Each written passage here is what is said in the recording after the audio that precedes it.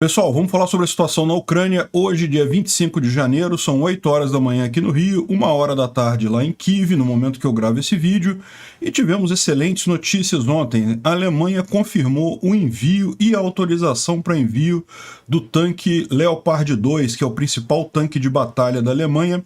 É um tanque excelente, muito superior aos tanques russos e ucranianos que estão sendo usados naquela região. Já tem um grupo de países se cotizando para mandar uma carga inicial de 200 tanques para a Ucrânia. A Alemanha mesmo vai mandar, parece que só 20, alguma coisa assim. Mas com autorização para outros países mandarem, eles estão organizando esse grupo para 200 tanques a carga inicial e mais outros tanques devem ir ao longo do ano, né? Os americanos também confirmaram o envio de 50 Abrams M1, de novo, um tanque muito bom, muito superior aos soviéticos e russos que estão ali na região, né? Mas os Abrams não vão agora, eles vão ao longo do ano que vem ser enviados para a Ucrânia, então não é uma coisa imediata, né? Além disso, tivemos a boa notícia que a Suíça abandonou a neutralidade. A Suíça tem uma tradição de neutralidade, então ela estava bloqueando uma série de armas que alguns países queriam enviar para a Ucrânia, mas como tinha tecnologia suíça naquela arma, ela bloqueava esse envio devido à questão da neutralidade. Isso foi abandonado, a Suíça decidiu aceitar que todas essas armas fossem enviadas para a Ucrânia, o que é uma coisa excelente, né? É lógico, ter um monte de tanques diferentes, né? O Challenger, o Leclerc, o Leopard, o Abrams, lá na Ucrânia, vai ser uma coisa complicada em termos de logística para os ucranianos acertarem isso, mas é melhor do que não ter. E eles podem acabar fazendo uma diferença fundamental porque justamente são muito mais avançados que os tanques russos, né?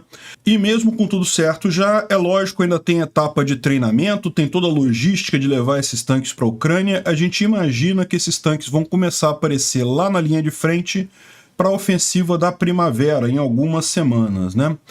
Bom, mas já tivemos várias ações aí de ontem para hoje, tá? Os ucranianos fizeram uma operação especial aqui na margem esquerda do Dnipro, próximo à Nova Kakhovka, destruíram um agrupamento de russos ali. Isso é significativo porque pode indicar planos de ações mais efetivas ali na região, né? Na região de Kamiansk, aqui em Zaporizhia também, os ucranianos fizeram um contra-ataque e recuperaram todos os ganhos que os russos tinham avançado alguns dias atrás e mais alguma coisa. E em Bakhmut, porém, a situação não é muito boa. Os russos avançaram tanto no norte de Bakhmut quanto ao sul de Bakhmut. A situação lá vai ficando cada vez mais difícil. O Lukashenko, o presidente de Belarus, falou que recebeu uma oferta para um acordo de paz com a Ucrânia, um acordo de não agressão. Será que isso é uma coisa relevante? Vamos entender esse assunto, vamos entender esses e outros assuntos em detalhes. Essas notícias foram sugeridas por Sangue e Honra Ucraniano, técnico de info e várias outras pessoas. Obrigado aí ao pessoal que sugeriu a notícia. Obrigado a você que está assistindo o nosso vídeo. Se você gosta do nosso conteúdo, por favor, deixe o seu like e se inscreva aqui no canal, né? Pois bem, a primeira notícia do dia realmente é o que todo mundo está falando. O Olaf Scholz, o primeiro-ministro lá da Alemanha, fez um comunicado ontem finalmente confirmando que a Ucrânia vai mandar os tanques Leopard, vai mandar os 20 tanques Leopard 2A6 e isso da própria Alemanha, né, que ela pode mandar neste momento. Além disso, ela vai preparar outras levas de tanques ao longo do ano que vem. E outros países que têm tanques Leopard, são muitos países lá na Europa que têm esse tanque. Aliás, é por esse motivo que os Estados Unidos queriam que o Leopard fosse o principal tanque, porque, como eu falei, né, vai ter um monte de tipo de tanque agora na Ucrânia. E fazer a logística disso tudo, né, tanque é igual carro, quebra, dá problema, dá defeito, tem que consertar.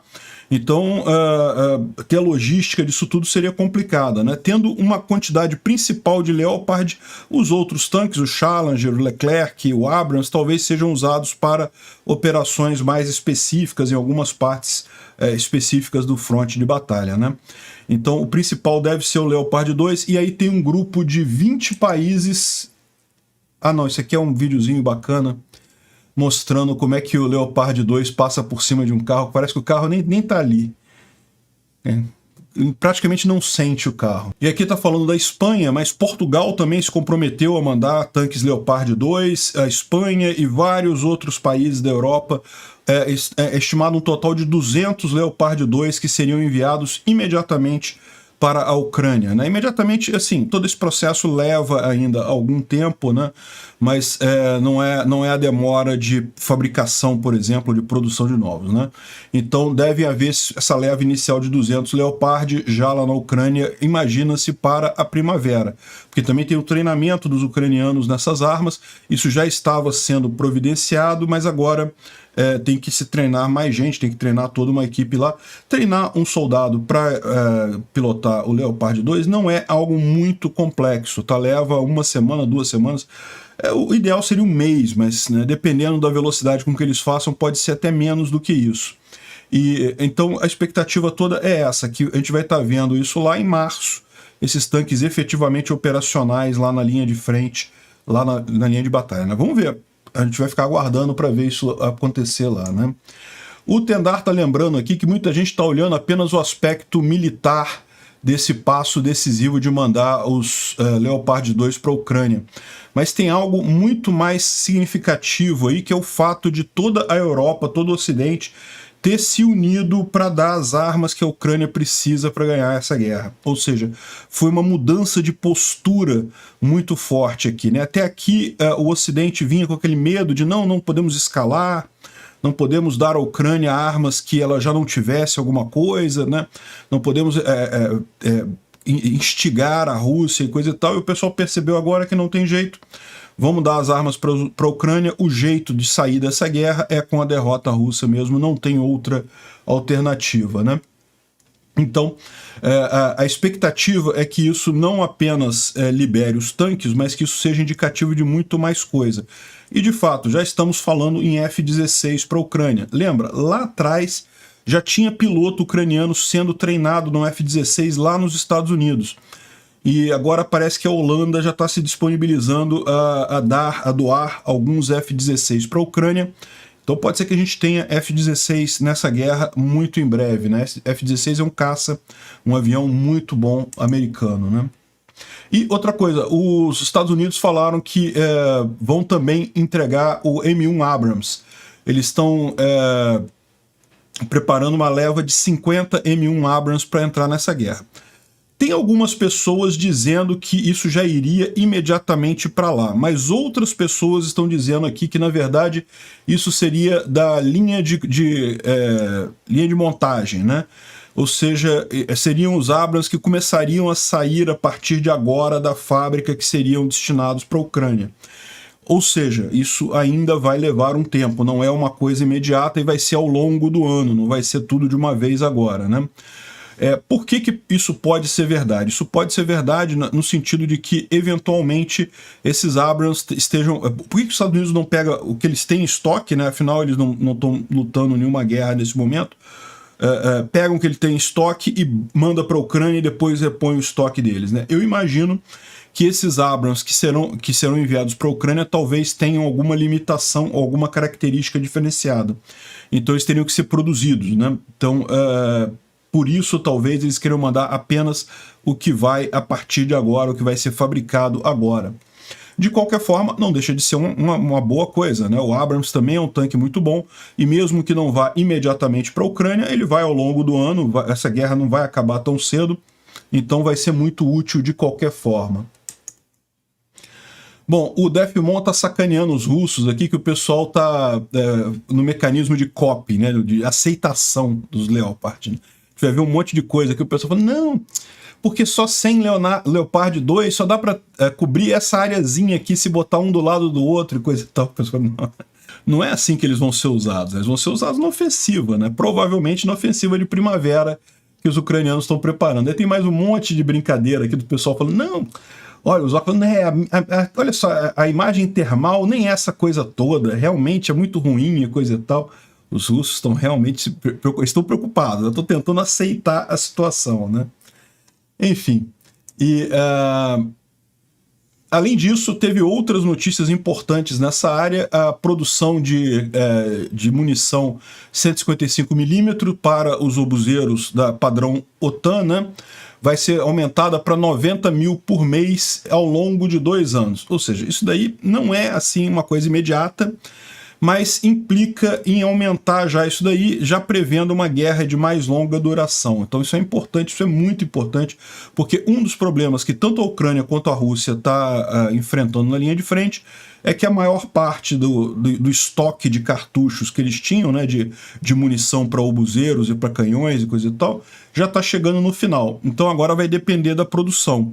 E é muito importante que a OTAN esteja aumentando isso daí justamente para evitar que a Ucrânia fique sem, né? E a outra notícia é que a Comissão de Política de Segurança da Suíça decidiu permitir que a Alemanha, a Dinamarca e a Espanha transfiram armas fabricadas pela Suíça para a Ucrânia, né? A capacidade de produção de armas suíça é muito significativa, né? Muito bem feita lá. Então, e a Suíça tem essa ideia de manter-se neutra, mas com os eventos aí, com essas determinações todas, ela acabou cedendo agora e vai permitir que sejam enviadas essas armas para a Ucrânia, né? Você vendo vários países tomando essa mesma decisão ao mesmo tempo, como disse o Tendar, é realmente uma mudança de atitude com relação a enviar esses equipamentos para a Ucrânia. E eu me pergunto se não tem a ver com o prazo final dado para aquela proposta de paz que a gente falou alguns dias atrás, né, que teria sido enviada ao Putin pelo Erdogan. De novo, a gente está supondo, né, foi uma fonte meio duvidosa que passou para a gente, mas é uma possibilidade, né? Os países deram um ultimato, por isso que a Alemanha não estava entregando o Leopard, por isso que a Suíça estava segurando as armas. Por quê? Porque estavam nesse grupo de 7 países que, junto com a Turquia, tentou um acordo de paz aí com a Rússia, né? E o deadline deve ter acabado, felizmente, porque aquilo que eu falei para vocês, aquele acordo não era bom no final das contas para a Ucrânia, não resolvia o problema de qualquer forma. Então, passou o deadline, o Putin não aceitou, então pronto, agora vão armar a Ucrânia completamente aí com o que ela precisa para derrotar o exército russo, né? Então é isso daí, não vai mudar nada imediatamente na linha de frente, mas a expectativa é que para a ofensiva de primavera isso seja significativo, né?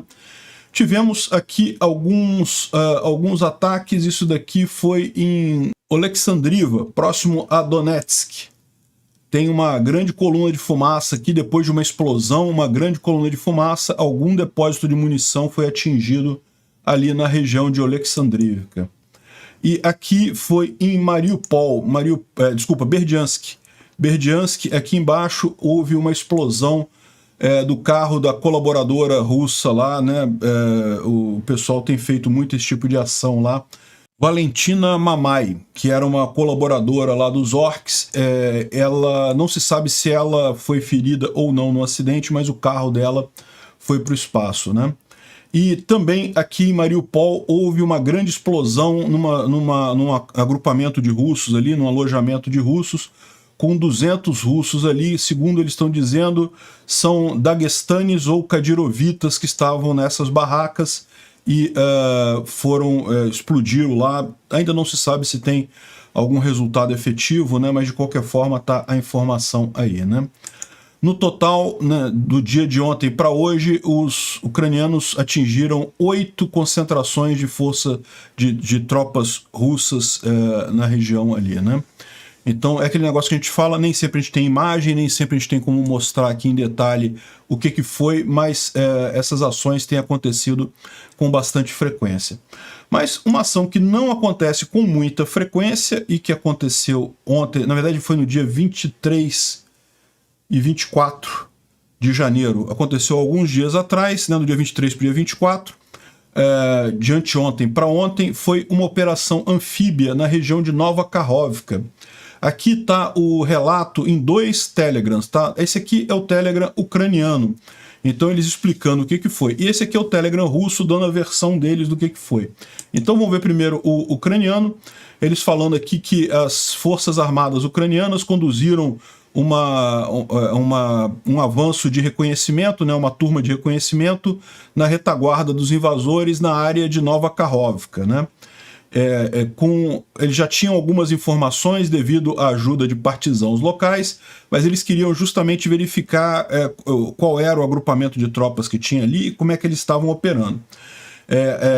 Apesar de muitas minas na costa do rio Dnipro e fortificações, o grupo conseguiu atravessar o rio, chegar do outro lado, entrou em batalha com o inimigo, lançaram granadas e coisa e tal, e destruíram Durante a batalha, os inimigos sofreram muitas perdas, foram destruídos 12 inimigos e 82 e um blindado de transporte de pessoal, e um prisioneiro foi capturado.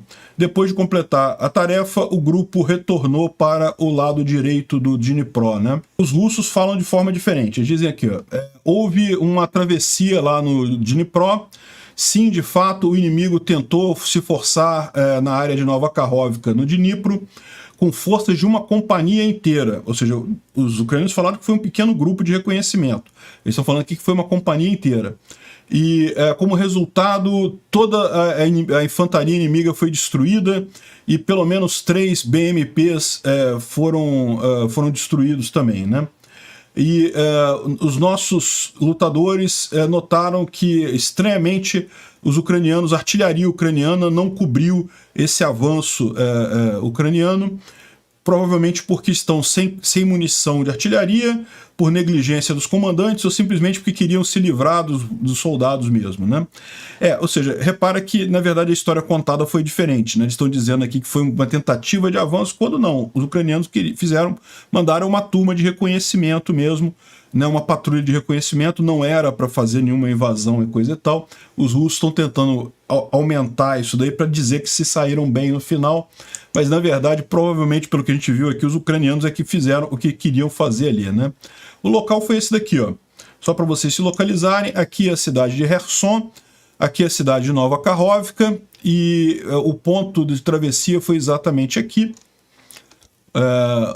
nessa situação aqui, nesse local aqui, né? Tem mais umas imagens aqui embaixo, que os ucranianos tiraram imagens, tá?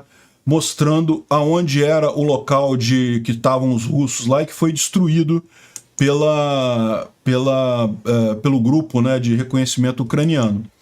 E tá vendo aqui, é um hotel aqui, são várias barracas aqui, coisa e tal. Então, realmente, os ucranianos fizeram isso daqui. E outra coisa interessante que eles falam aqui também é que os soldados que estavam ali imediatamente chamaram as reservas. Então, vieram reservas, vieram veículos armados e coisa e tal, e com isso a inteligência ucraniana conseguiu ter uma boa ideia de como é que está a defesa ali na região, que faz sentido, né? Ou seja, a ideia deles era justamente essa, saber o que tinha ali. É lógico, a gente não sabe se a notícia é boa ou ruim, no sentido de que se eles perceberam que dá para fazer uma cabeça de ponte aqui, dá para seguir aqui, ou não, né? Ou seja, ou os russos estão bem defendidos ali, não dá para avançar nessa região. Vamos descobrir isso nos próximos dias, né?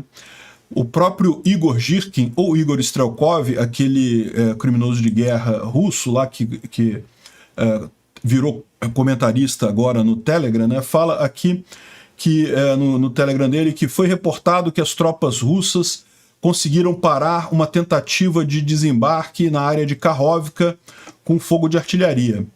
Alegadamente, 3 barcos com um número de pessoas e equipamentos foi destruída, né? Os russos disseram que destruiu tudo, os ucranianos falaram que tudo voltou para lá. O que eu posso notar disso? Isso é reconhecimento. Uma força de desembarque com o objetivo de capturar, de fazer uma cabeça de ponte do outro lado do rio, seria muito maior, seriam vários batalhões no mínimo, e suportada por muita força de artilharia. Mas essa tentativa em si é bem característica, mostra que o inimigo tem intenção de criar uma cabeça de ponte ali na região, e é necessário esperar ações mais sérias das forças ucranianas ali naquela região no futuro próximo, né? Vamos ver como é que surge isso daí, né? Bom, ontem a gente falou sobre os avanços russos aqui na região de Kamiansk, né? Que é essa cidadezinha aqui. Na verdade, a gente está falando aqui de Zaporizhia. Você pode ver que hoje teve apenas uma pequena batalha aqui. No resto, não teve batalha propriamente dito, apenas bombardeio, né? E ontem a gente tinha falado aqui sobre Kamiansk, que é essa cidade aqui. Os russos tentaram vir a partir de Lobkov aqui para o oeste e tentar tomar Kamiansk. Os ucranianos estavam numa posição muito favorável aqui. E o que nos diz aqui o Reporting from Ukraine, que é aquele canal que eu sempre vejo os vídeos de lá, muito bom mesmo. Ele mencionou que, na verdade, os ucranianos não apenas conseguiram fazer um contra-ataque expulsando os russos de todas as áreas que os russos tinham tomado, como também conseguiram uma área adicional aqui próximo a Bilororivka, nessa região aqui, né?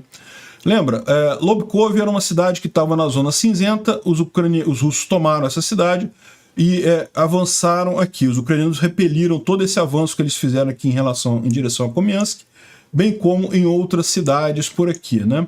E Bilororivka é essa cidadezinha que ela estava na mão dos russos, os ucranianos ainda conseguiram livrar ela com esse avanço ontem, o que é positivo no sentido de que cria um buffer maior, né? Para eles atacarem Mala-Tokmachka, eles agora precisam percorrer um caminho maior aqui, né? Então, interessante notar isso daí, essa ofensiva aqui não teve muito avanço. Eles falam também o seguinte, que houve muita tentativa de reconhecimento russo, ou seja, pequenas patrulhas que são enviadas pelos russos para tentar identificar um ponto fraco na defesa ucraniana na região, inclusive em Vuhledar. Mas até aqui nada de sério foi feito nessa região toda aqui, isso até o dia de ontem, né? E a gente vai ver aqui que o Tatarigami está explicando por que as forças russas estão tentando agora tomar Vuhledar, né? Ele falou sobre isso alguns dias atrás, eu já tinha falado sobre isso também, mas vale a pena a gente repetir. E o ponto que ele está dizendo parece que eles vão iniciar novamente uma ofensiva em direção a Vuhledar. E o motivo é muito simples, a gente já tinha falado isso, né? É a questão do transporte ferroviário na região. Se você reparar aqui, ó, o que está aqui em linha preta nesse mapa é transporte ferroviário, é linha de trem. E repara o seguinte, aqui tem o laranja é rodoviário, né? É rodovia. Então rodovia tem um monte aqui por baixo. Mas ferrovia não tem aqui por baixo não. A ferrovia que ela passa por aqui, ó, por Volnovanka, e aí tem um ramal que desce para Mariupol e outro ramal que vem aqui em direção a Tokmak, e aí pode vir para toda essa área aqui da Zaporísia e até para Kherson e até para Crimeia aqui, né? Então repara que, embora toda essa área tenha trilho, né, em algum momento ele passa necessariamente por aqui, ó. É uma região muito próxima da linha de frente ucraniana. Essas outras cidades aqui, embora aqui nesse mapa elas estejam marcadas como na zona neutra, na verdade tá mais para russo do que qualquer outra coisa. Onde tem tropa ucraniana mesmo aqui, onde os ucranianos estão segurando a linha de frente, é aqui em Vuhledar. Só que aqui é muito próximo ainda dessa linha férrea, tá vendo?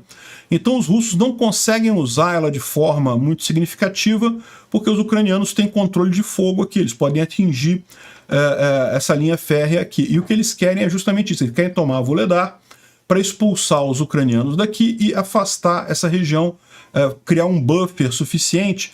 Com o HIMARS, os ucranianos vão continuar podendo atingir a linha férrea, mas já não conseguem atingir mais com obuses e canhões, né? Então essa é por isso que os russos dão tanta importância a Vuhledar ali, né?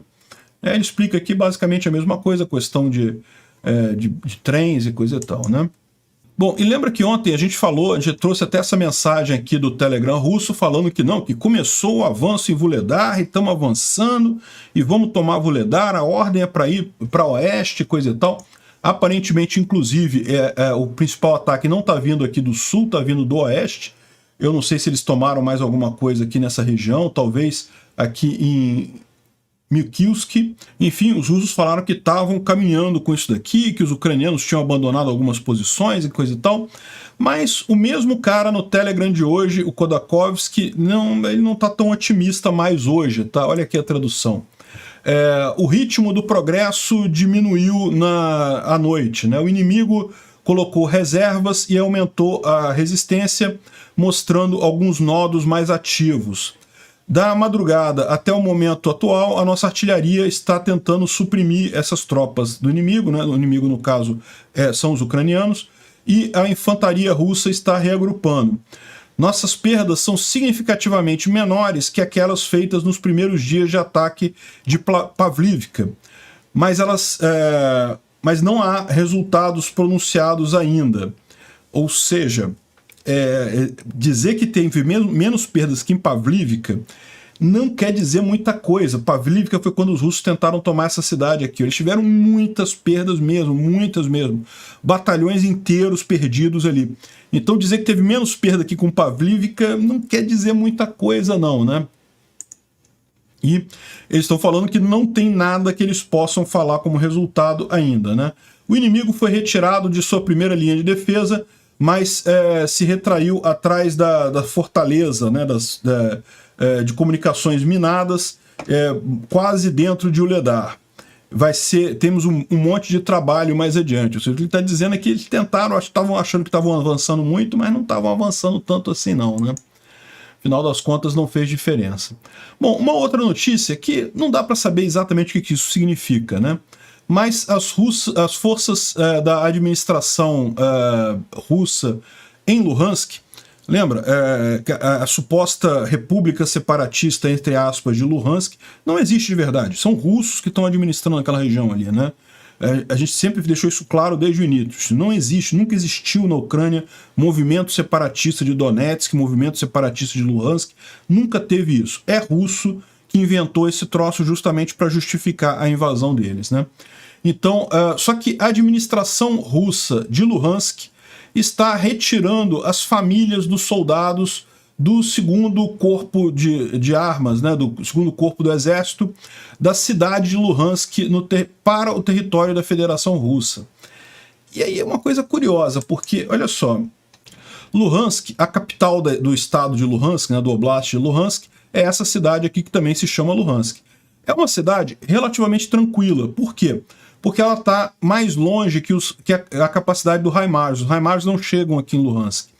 Então, tanto que a gente mencionou que é uma cidade que os russos têm usado muito como base, né? Tanto de reparo de equipamento, de munição, de pessoal, e aparentemente muitas famílias de soldados dos soldados que comandavam, né, a região ali, eles estavam nessa cidade de Luhansk.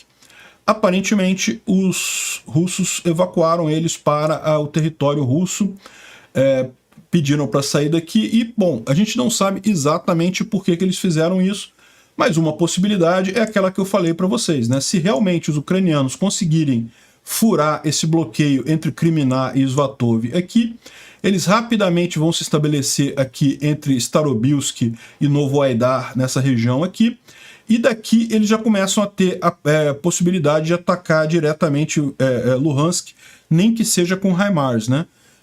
Então, pode ser que os russos já estejam preocupados com isso. A gente sabe que a situação aqui em Kriminá está bastante complicada, está se tornando mais complicada a cada dia que passa, complicada para os russos, para os ucranianos, a gente está avançando, né? Pode ser que isso daí já seja um reflexo disso.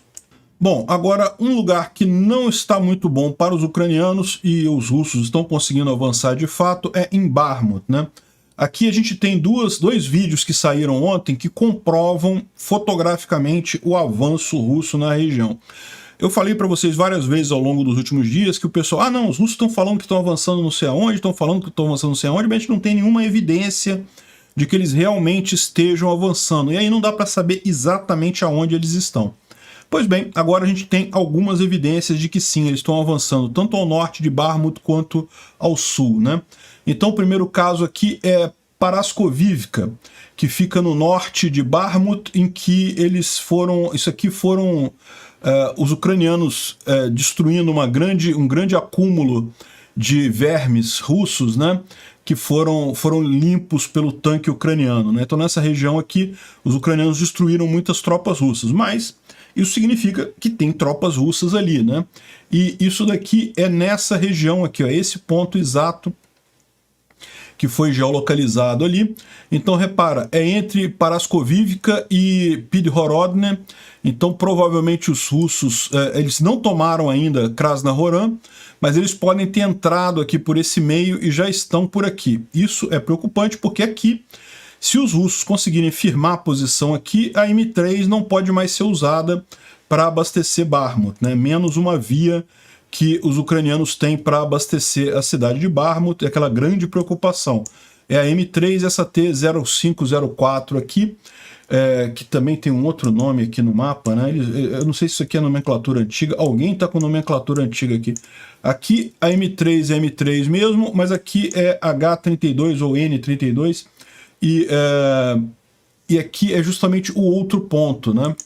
E aqui também o Magyar mandou um vídeo de soldados ucranianos atingindo tropas russas, mas, de novo, os soldados ucranianos estão atingindo as tropas russas, isso significa que as tropas russas estão ali, né? E daí o pessoal fez a geolocalização, e isso daqui é nessa região aqui ao sul de Bakhmut, né? E aquilo que a gente estava imaginando mesmo. Klishivka, os russos tomaram Klishivka. Ao norte de Klishivka ainda tem tropas ucranianas aqui.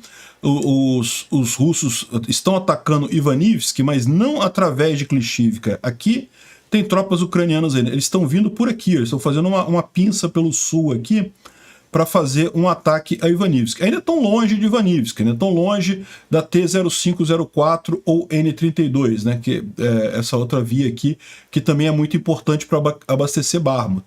Mas repara como é que está chegando perto, né? Ou seja, se realmente eles conseguirem avançar aqui e começarem a ameaçar essa outra via aqui, o abastecimento de Bakhmut não vai ser interrompido, tem outras estradas aqui que ainda podem ser usadas, mas repara que as principais elas foram inutilizadas pelos russos. Então começa a ficar crítica a situação. Como os ucranianos têm muitas tropas aqui, eles não podem se dar ao luxo de esperar, não, enquanto tiver uma estradinha a gente vai ficando. Porque para tirar essa coisa toda, tirar esse equipamento todo, tirar esse pessoal todo que está lá, vai ser uma operação de vários dias, talvez semanas, e precisa ser muito bem planejado, é uma coisa arriscada. Então está ficando preocupante a situação aqui em Bakhmut em virtude desses avanços ucranianos, né? Bom, vamos aproveitar e fazer uma revisão completa da linha de frente, seguindo a thread aqui do Defimon. E ele começa falando aqui em Kreminá, falando sobre Chervonopopivka, que o exército ucraniano evitou aqui avanços russos por aqui, e também em Bilororivka, né? A gente falou que, na verdade, existe a suspeita que os ucranianos já avançaram um pouco mais nesse sentido aqui, né? Aqui, ó, ele coloca uma imagem com locais em que foram identificadas tropas de cada exército, né? Então, os azuis são os ucranianos, então dá para ver aqui os ucranianos em grande número aqui. Assim, não é grande número, né? Esses pontos é onde tem imagem. Tem várias imagens deles nessa região. E os vermelhos são onde teve imagens de russos. Então, repara que aqui, embora essa área toda aqui esteja na mão dos ucranianos, tem alguns pontos russos aqui em Dibrova e mais a oeste ainda, né? O que é isso geralmente? É tipicamente ação de reconhecimento, né? Os russos avançaram alguma coisa aqui para fazer algum reconhecimento. Aqui ele mostra a região norte de Bakhmut, e aí ele esclarece a mesma coisa que a gente já viu aqui, né? Krasnohoran ainda está na mão dos ucranianos. Aqui também, na parte mais a oeste de Soledar, os ucranianos ainda estão resistindo, né? Em Silj. Rozdolivka, mais aqui ao norte, enfim, os ucranianos estão segurando esse avanço russo aqui em Soledar, né? E uma informação curiosa, eu nem trouxe o tweet aqui, mas tem a informação de que os ucranianos conseguiram usar mecanismos de mina à distância, né, para minar boa parte dessas entradas aqui a Soledar. Os russos estão com dificuldade de abastecer as tropas em Soledar, porque boa parte dessas coisas aqui está minada à distância pelos ucranianos. Bom, sim, a situação em Bakhmut é complicada, mas vamos ver como é que isso caminha aí ao longo dos próximos dias, né? Aqui em Donetsk, os russos também tentaram avançar em mais um monte de lugares e não conseguiram avançar em lugar nenhum. E ele aponta aqui para o fato de que os russos estão planejando um ataque mais significativo em Vuhledar. Vamos ver, né?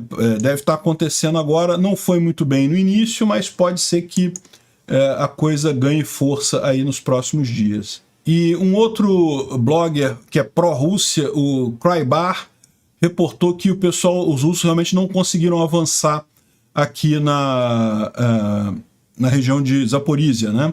Então, ou seja, sinal de que eles não conseguiram realmente fazer nada por aqui, pelo menos por enquanto. O Instituto para o Estudo da Guerra fala sobre a coalizão da OTAN, que decidiu mandar armas modernas, tanques modernos para a Ucrânia, ressaltando que isso é uma mudança de atitude, né? E é uma mudança muito importante, pode fazer muita diferença. E além disso fala sobre as intrigas lá no exército russo. A gente sabe que está tendo muita briga lá, sinal que realmente o pessoal está meio perdido, né? Agora, um fator que pouca gente falou ontem e que é uma coisa que pode ser muito significativa, Belarus teve uma oferta para assinar um pacto de não agressão com a Ucrânia, disse o Lukashenko, o presidente de Belarus, né? A gente sabe que nessa história o Lukashenko nunca quis entrar em guerra com a Ucrânia, né? Ele está ali naquela situação, ele é um fantoche do Putin, ele sabe que se o Putin tirar o apoio ao Lukashenko, o Lukashenko cai, ele não consegue se manter no poder em Belarus, mas ele nunca quis entrar nessa guerra porque ele sabe também que se ele entrar nessa guerra ele também tem uma chance grande de cair do poder lá, né? Como todo político que o cara quer se manter no poder. E o fato é que o Lukashenko está sempre naquele equilíbrio, né? Tá se equilibrando numa linha muito fina ali. Ele tenta não desagradar o Putin, para também não virar ele alvo da Rússia, mas ele também não quer entrar na guerra. E a gente sabe que o Putin está pressionando Belarus para entrar nessa guerra, até para dizer que agora é uma coalizão de países em guerra com a Ucrânia, não é só a Rússia em guerra com a Ucrânia e coisa e tal. As forças militares de Belarus não são essa coisa toda, mas né, diplomaticamente, você dizer que tem mais de um país contra a Ucrânia, né, daria algum conforto à Rússia, né? E mesmo que não sejam tropas extremamente capacitadas, né, conseguiriam certamente alguma coisa ali, incomodariam, no mínimo obrigaria a Ucrânia a deslocar uma parte das tropas para defender a fronteira norte, né? Bom, e o curioso foi isso, né? Foi Lukashenko falar isso. Eu não duvido nada que exista. Kiev não tem nenhum interesse em invadir Belarus, então teria todo interesse em assinar um pacto de não agressão com Belarus, né?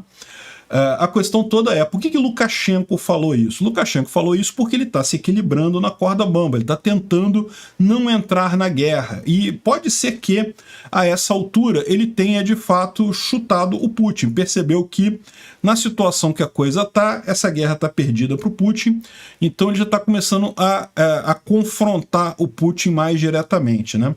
O Peskov falou aqui, ó, o Kremlin não tem nenhuma informação que Kiev teria ofertado Minsk um pacto de não agressão. Mas eu tenho certeza que Kiev toparia isso, porque não tem interesse nenhum, o ideal é realmente não ter nenhuma guerra ali, né? E aqui no General SVR eles falam sobre isso também, né? Em que parece que o Putin estava discutindo essa situação e que, lógico, a visão deles é que justamente o Lukashenko está fazendo isso para se livrar do compromisso de atacar a Ucrânia. Ele não quer, né? E mais do que isso, o Lukashenko tem sabotado qualquer acordo militar, né? Olha só, Lukashenko não cumpriu a parte dele e não vai cumprir a ordem de entregar uniformes militares para o exército russo. Belarus tinha se comprometido a entregar uniformes militares para o exército russo e não está entregando. Prometeu armas e mesmo entregou apenas um pequeno volume e mesmo isso não conseguiu entregar. Até aqui tem falado sobre dar assistência às tropas russas no território de Belarus, mas nem isso. E mais do que isso, o Lukashenko está ensaiando uma aproximação com o Xi Jinping, né? Justamente tentando trocar de master aí, né? Ou seja, ele sabe que ele sozinho não consegue se manter no poder, mas quem sabe com o apoio da China ele consegue essa estabilidade política lá, porque ele está achando já que da Rússia não vai vir coisa por aí, a Rússia já está numa situação mais de tentar salvar ela própria, né? Então, ou seja, essa visão, essa mudança do Lukashenko, esse aviso do Lukashenko pode indicar de fato uma mudança de posição de Belarus em direção a menos confronto com a Ucrânia. Seria algo extremamente positivo. E por outro lado, olha só que coisa, o Kremlin falou que ele lançou um aviso, tá, dizendo que teme que Prigozhin seja morto pelas tropas ucranianas. Meu amigo, é quase falar assim que estamos com medo que o Prigozhin salte de uma janela no 20º andar de um prédio e coisa e tal. Ou seja, você sabe como é que funciona a inteligência russa, né, esses serviços secretos russos. Ou seja, muito provavelmente a situação dele já é de estar na mira do FSB.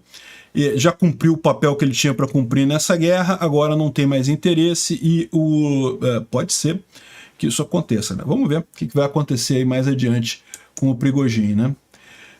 Outra coisa que está muito engraçada é justamente os apresentadores russos da televisão russa lá tentando uma forma de justificar para o povo russo o fato de que a Alemanha permitiu a ida do Leopard 2, né? E aí eles estão falando aqui que porque a Alemanha, ela parte do conflito, é um target, é um alvo legítimo de tiros russos e coisa e tal. Duvido que eles vão fazer isso, não tem nenhuma condição disso. Eles sabem que se eles atacarem qualquer país da OTAN, aí não vai ter nenhuma desculpa para eles continuarem existindo, né?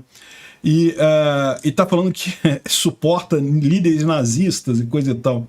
Enfim, realmente é impressionante como é que esse pessoal consegue distorcer as coisas, né? E você ainda vê alguns outlets de direita aí falando sobre que a Ucrânia está forçando uma terceira guerra mundial. Não, meu amigo, a Ucrânia não está forçando nada. É a Rússia que invadiu a Ucrânia, caso vocês tenham perdido esse capítulo da história. Foi a Rússia que invadiu. Quem está correndo atrás de uma terceira guerra mundial é a Rússia, não é a Ucrânia. A Ucrânia está se defendendo. E outra piadinha que o pessoal está fazendo aqui, já que a Alemanha está mandando o Leopard 2 para a Ucrânia, a Rússia vai mandar o T-14 Armata, que é o tanque mais moderno da Rússia. Só que o tanque T-Armata, vocês sabem, ainda está em desenvolvimento e tem dado muitos defeitos, né? Ele só é usado em desfile militar e mesmo no desfile militar ele muitas vezes tem que ser carregado, como é o caso aqui deles estarem mostrando. Então ele está falando aqui que a Rússia começou a rebocar os T-14 Armata para levar lá para a Ucrânia, né? Dá a impressão que está travado mesmo o T-Armata aqui. Voltando ao Prigozhin, o Oliver Carroll, ele visitou o centro do Wagner Group em São Petersburgo, né, que foi um recém-inaugurado, um prédio, coisa e tal, e ele falou algumas coisas curiosas, né? Tem uma vibração 1984, né, com um vídeo de um homem sem rosto, faz as boas-vindas no edifício, e o vídeo em cima da máquina de café diz que a gente sabe que vai para o inferno, mas vamos ser os melhores por lá, né? Coisa meio... enfim. E aí tem uma exposição que ele foi ver lá, foi uma exposição sobre guerras e coisa e tal. E aí uma coisa muito sintomática, né? Tem essa imagem, estava na exposição, mostrando soldados com papoulas, né? Com flor de papoulas e coisa e tal. E no final das contas o pessoal reclamou porque isso é um homoeroticismo, que isso é muito perigoso, que nós somos soldados russos, não podemos ter esse negócio, né? O pessoal lá eu acho que tem uma certa sexualidade frágil, né? Fica com medo de, não, se eu olhar para esse quadro eu vou virar gay ou alguma coisa assim. Então parece que o quadro está sendo criticado lá pelo próprio pessoal do Grupo Wagner, né? Enfim, uma curiosidade aí de como é que estão a coisa, né? Um ex-agente do FBI lá nos Estados Unidos foi detido por vínculos com o oligarca russo, né? O McConigal foi um dos investigadores lá sobre a questão da ligação entre Estados Unidos e Rússia, e ele era um dos que falava que não tinha nenhuma ligação dos russos com o Trump, né? E vocês sabem, eu acho que não tem mesmo não, tá? Assim, além da via diplomática normal, não tem nenhuma teoria da conspiração de que os russos elegeram o Trump, nem que eles quisessem. A gente vê hoje em dia que a inteligência russa, né, a capacidade de informação russa é muito mais fraca do que poderia parecer. Enfim, mas de qualquer forma é suspeito isso daí, né? O cara que dizia que não tinha nenhuma ligação entre Trump e os russos, agora descobriu-se que ele tem ligação com os russos, né? Isso daqui é mais preocupante ainda, O governo Biden está pedindo a Cuba, Nicarágua, Venezuela e 6 outros países latino-americanos para mandar suas armas antigas para a Ucrânia, em troca de novas armas militares americanas.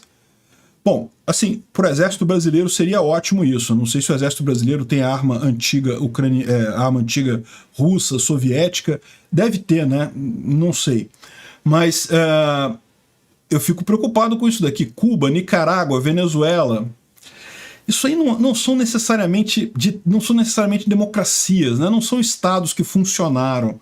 E você pegar esses estados falidos, esses estados violentos, e botar armas modernas para eles, pode ser perigoso, até para a gente aqui no Brasil, né? Imagina o Maduro cheio de tanques de última geração lá, né? Bom, houve um grande rearranjo de governos, de ministros lá na Ucrânia. Corrupção, infelizmente, existe em qualquer lugar, não tem como evitar, né? Isso não é demérito nenhum para o governo da Ucrânia. Eles identificaram alguns ministros suspeitos de inflar preços de alimentos e coisa e tal, e esses ministros foram imediatamente demitidos pelo Zelensky. Lá foi feito então um rearranjo lá no primeiro escalão do governo do Zelensky, vários ministros foram dispensados, né? E não sei se vocês sabem, mas a trajetória política do Zelensky é justamente da luta contra a corrupção. Ele próprio, ele é um empresário muito bem sucedido lá na Ucrânia, muita gente tem ele como um ator e coisa e tal, e de fato ele começou a carreira dele como ator, mas ele virou um empresário, ele tem muito dinheiro, e esse dinheiro não é depois que ele entrou para o governo, não, ele ganhou o dinheiro justamente como empresário, é a maior produtora de conteúdo lá na Ucrânia. Então ele entrou, a bandeira dele quando ele entrou no governo foi justamente acabar com a corrupção, porque lá, como país que vem da era soviética, a corrupção na União Soviética era unânime, né? Em todo lugar tinha, então é natural que na Ucrânia ainda tenha muito dessa cultura, e a ideia do governo é justamente essa, não há nenhuma acusação contra esses ministros, a acusação que há é que eles não conseguiram combater a corrupção nos níveis mais baixos do governo, né? Isso, de qualquer forma, seria um problema.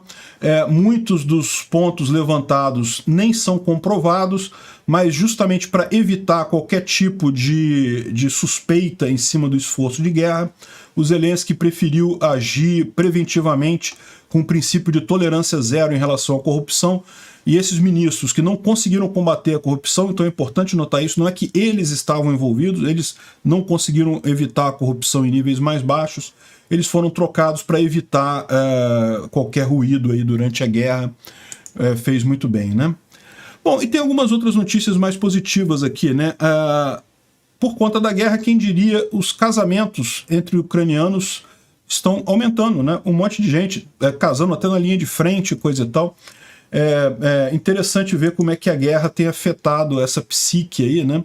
Menos pessoas se divorciaram durante a guerra e mais ucranianos se casaram durante a guerra, né? Que coisa, será que assim, você ter um risco de vida ajuda a pessoa a formar uma família? É uma coisa que parece ter uma ligação, né? É interessante isso daí. Bom, essa outra notícia aqui é impressionante realmente, né? O Zaluzhny, ele herdou $1 milhão de um parente dele que imigrou para os Estados Unidos há mais tempo atrás, né? Grigory Stepants é o parente dele, é parente distante, né? Mas parece que ele estava entre os beneficiados da herança desse parente dele, e ele doou imediatamente $1 milhão para o exército ucraniano. Impressionante isso, né? Sinal aí de excelente caráter dele. E outra coisa, hoje é aniversário do Zelensky. Olha que coisa, aniversário dele está fazendo 45 anos. É bem novo ele, né, para ter essa carreira aí bastante destacada, né? O Kyiv Post traz aqui algumas frases dele conhecidas aqui. E agora eu quero apelar para as Forças Armadas da Ucrânia. Vocês são tudo que nós temos. Se mantenham fortes, né? Enfim, parabéns ao Zelensky e, bom, parabéns a todos os ucranianos pela defesa da liberdade no mundo. Todo o resto do mundo livre deve ter uma dívida de gratidão enorme para com a Ucrânia. Obrigado por assistir o vídeo até o final. Além de curtir, compartilhar e se inscrever no canal, considere se tornar patrocinador com valores a partir de R$ 1,99. Clique no botão Seja Membro abaixo para saber as condições e vantagens de patrocinar o canal. Mais informações sobre o nosso projeto, visite nossos sites indicados na tela.